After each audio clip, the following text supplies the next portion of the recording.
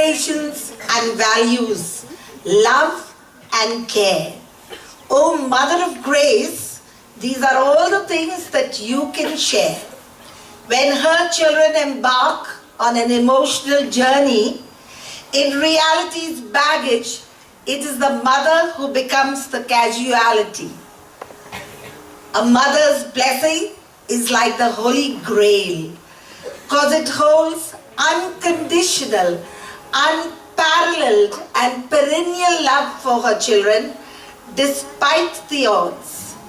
And when failure and sorrow come hissing a message, it is the mother who immediately starts whispering words of comfort and love, though her heart bleeds softly and silently in pain, changing the reason of suffering into the reason of joy.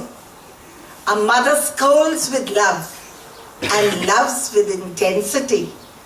And such a love can never be discussed. It has a voice of its own and speaks for itself as a timeless challenge as she prompts her children to be the best in their potential that they can be. A mother's soul is so pure, always bathed in the light of love and abundance. Let us all echo in one voice, "Oh Mother of mine, stay special,